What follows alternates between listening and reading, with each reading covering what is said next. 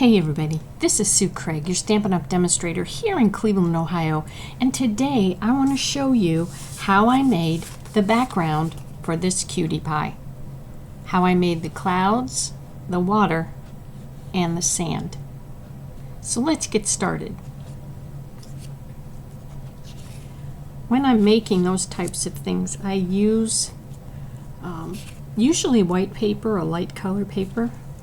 Today we're going to do some masking. What I'm going to do is put a circle that has a tiny bit of adhesive on it. That's going to be the sun, and I want to cover that up so that when I'm making the clouds that I don't have a green sun, because I want to mask that off and make the sun yellow.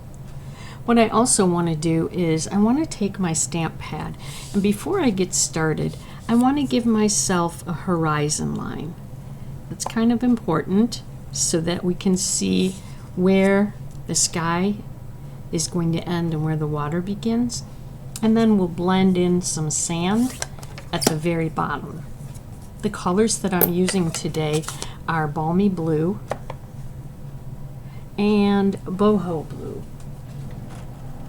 I'm going to show you a couple different ways to blend, and you can use whatever you're most comfortable with. Back in the day, all we had were sponges and daubers.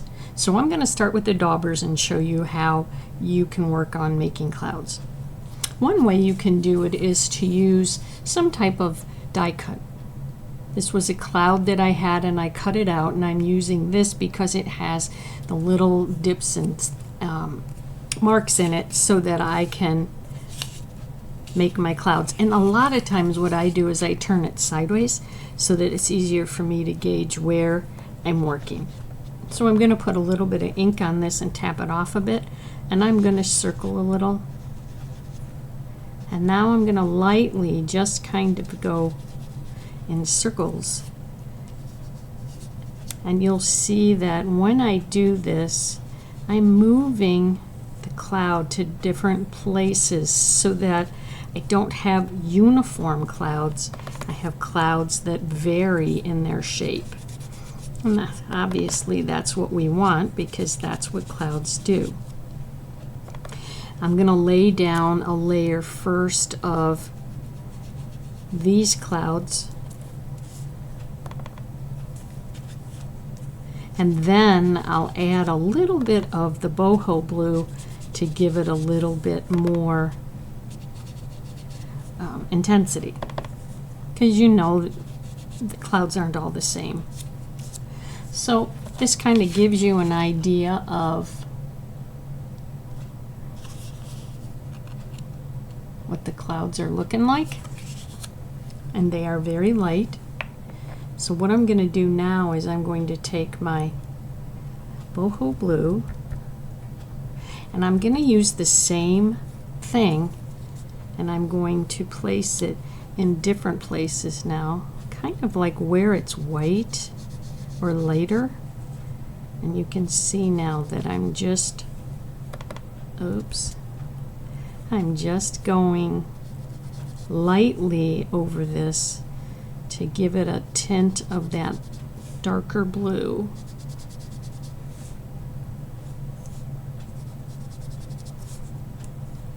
And this one, it doesn't really matter as much when I'm just adding the little bits here. It doesn't matter if I keep turning this or not.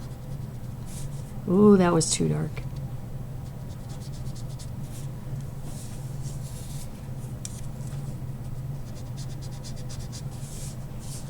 You could also do this very same thing with your blending brush. I think for me, I have more control when I use the dauber because it's a smaller surface that I'm using, but you could do the same thing with your blending brush. So I could take this and put it down here.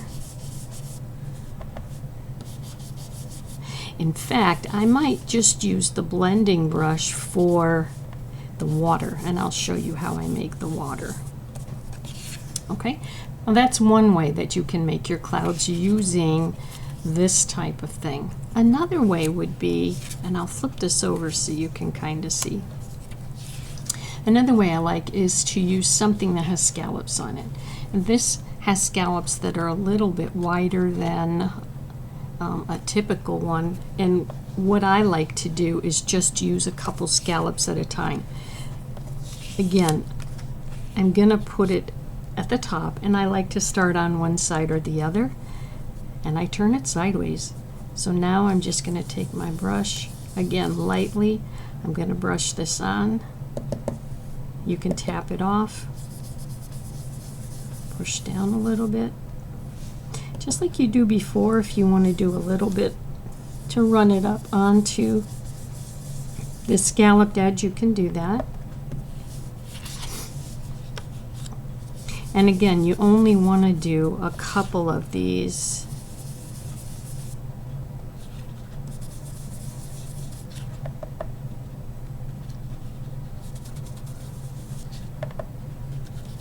Little scallops at a time. Okay, I'm going to add the Boho Blue now because that's kind of light and maybe a little harder for you to see. So let's add some Boho Blue and you'll get the idea of what I'm doing here.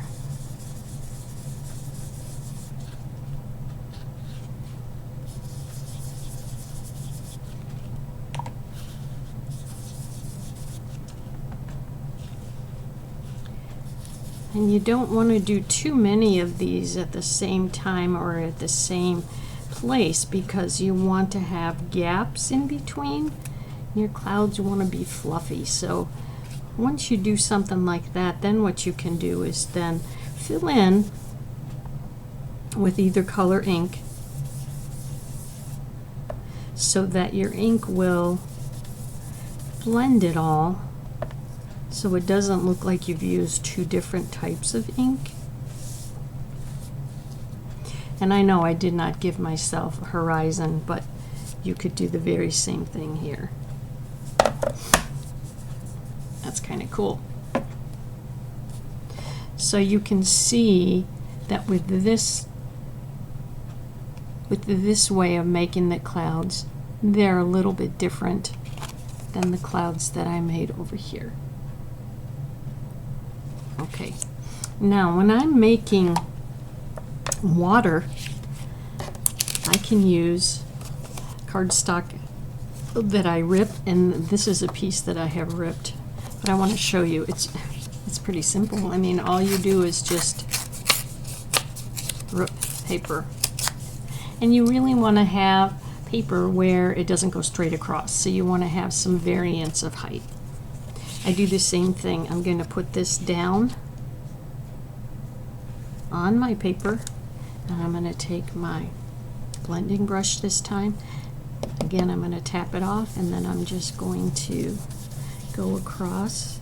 You can go back and forth, whatever you like, and you'll see, okay, now I have a shape of something that shows movement. Okay, and I'm going to move this over here, and I'm going to do some more.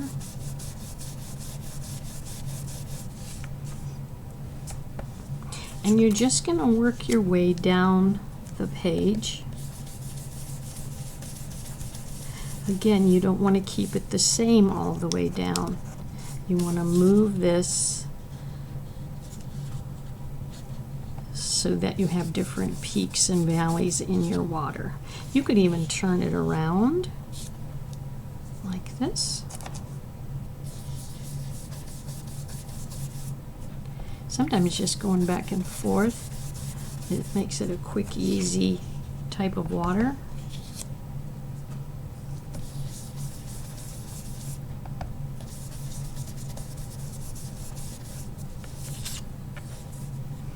Okay, I'm going to add just a little bit of the darker because obviously our water has lights and darks in it.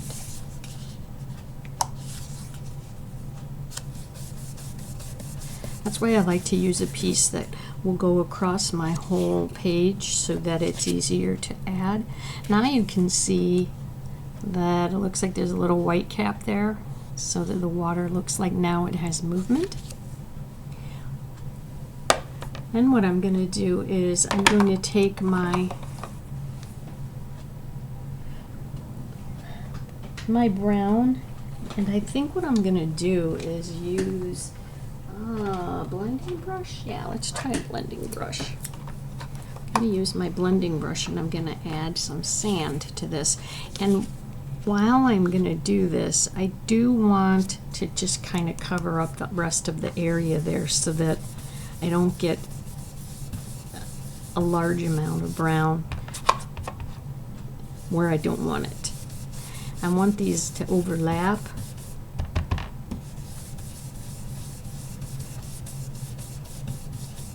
You can add texture by adding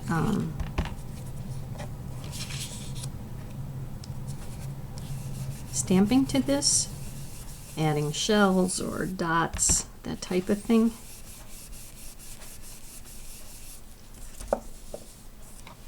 What I used was Sahara sand. I know it's a retired color, but I really like it because it's a light brown ink. And this is just a stamp that I like to use just to give it some texture.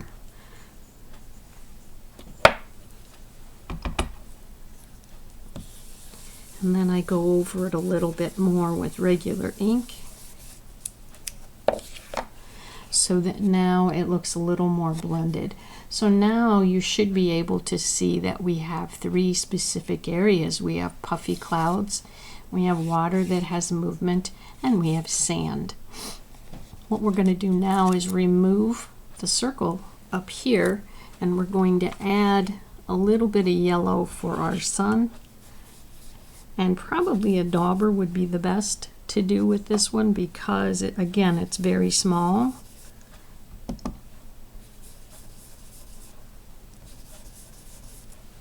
Because I don't want to make it a lot of green.